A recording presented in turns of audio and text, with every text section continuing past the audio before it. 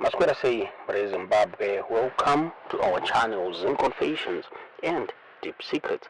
Kana kari kutanga kukuya panino channel, please don't forget to subscribe. Kana uchungwa gara waka subscriber. Don't forget to comment and share this video.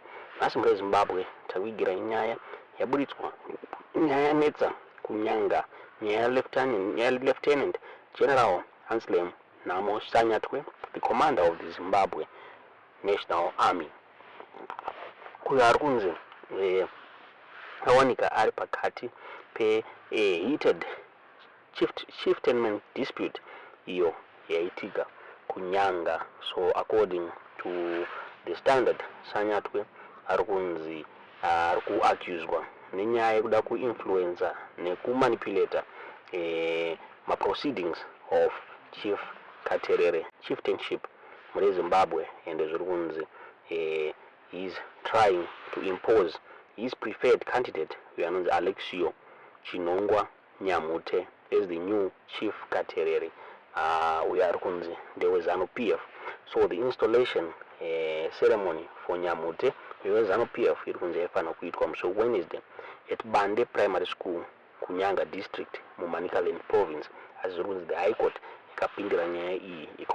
Misa this event following my challenges akaitika kunzi Nyamute akaiswa ne ma political forces muri Zimbabwe chinzi Anselm ainga hijack the appointment of the Chief Katerere achida kuisa munhu wake weZANU-PF. So the army commander vakameka ma headlines recently vachitaura ivo during ZANU-PF inter-district meeting kunyanga, apo wakabuda vachitaura ivo vachiti ZANU-PF ichatonga kusvika narini muri Zimbabwe. Ma comments aya anova akadraw attention yaVatabani Mpofu, lawyer for the former opposition leader Nelson Chamisa, uyo akaiswa a letter to Sanyatwe achidemanda a retraction within 7 days.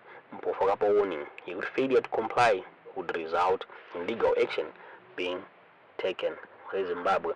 So in a video iri kucirculate online, vaSanyatwe vakanzwikwa vachitaura ivo vachistate my intentions avo concerning the matter yema traditional leaders.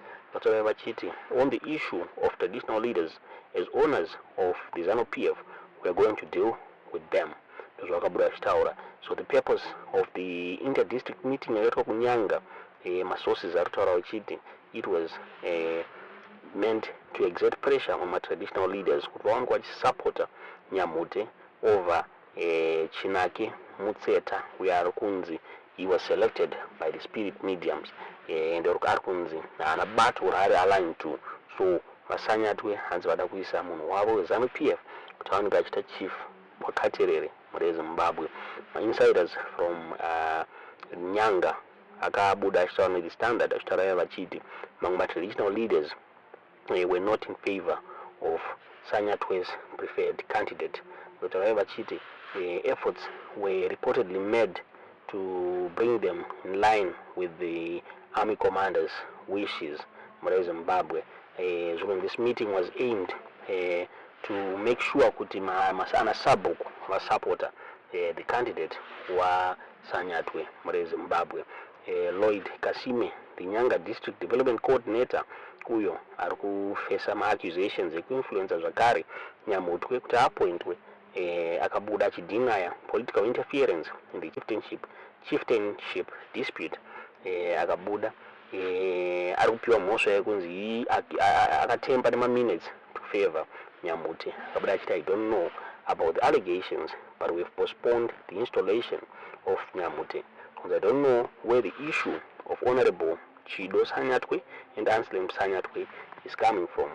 Akaramba zvake kuti political interference yakapindira paugadzwa kwa Mambo Katerere, asi Sanyatwe pane video roda kuradzai vachitaura pamusoro penyaya vachiti going to make sure kuti ana madzimambo nemadzishe ndeve ZANU-PF muri Zimbabwe. Tisingaziva kuti munoiona sei nyaya iyi, dongo kusiyai muchinzwa the video ravaSanyatwe vachitaura pamusoro penyaya iyi. Muhamadza zvamuri kufunga pamusoro penyaya iyi mu comment section kutaura kwatiri kuita High Court yazvimisa zvokuti vasanyatwa vaimpose chief wavo muri Zimbabwe.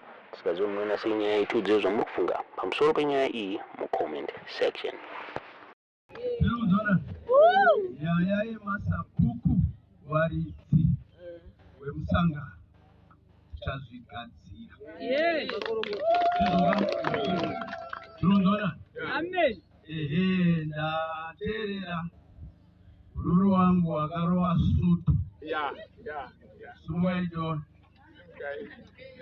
Yakakwira ndege sutu iyoyi. Handidika.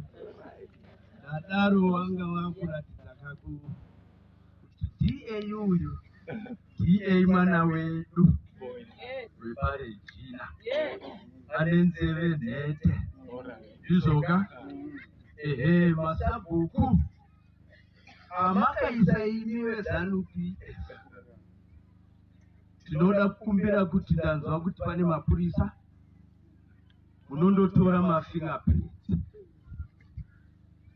Tunzwanana here? Masabhuku api? Yayo. Matora mafingerprints mopa Comrade Town. Wondipa nondobhadhara mari yacho kuti akliwe.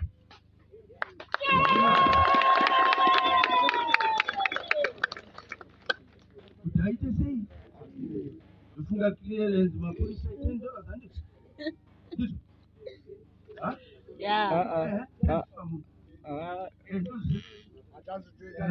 Tinokiriyawo kuti uye pano. Saka tichagadzirisa ndo mapepa ainzi gadzirai mapepa. Handidika? Headman vanozonyora gwaro ravo ravanogara pasi nekomiti kuti Anzile Msanyatwe takamubvisa pausabhuku. Izvoka? Handiti? Nokuti chaiva chikonyoka. Saka pari zvino taisa Patrick Chimuti. Zvinodiwa izvi. Nemafinga. Izvoka chera.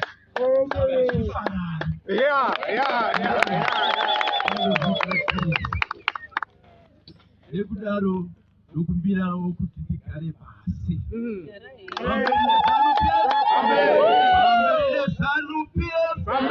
Vamberi naID Mnangagwa pasi nemhandu. Security forces mungangoshamiswa kuti komanda anopengera. Aiwa. Ini nguva yehondo ndakapinda muno ndiri pisi. Ndikazogumisira ndau. Saka kuchisoja kune chinonzi civil military relations. Zvinoreva kuti komisarieti yearmy. Izvoka? Saka komisarieti inonzi command function. Saka PC mkuru wemaudhoni ini.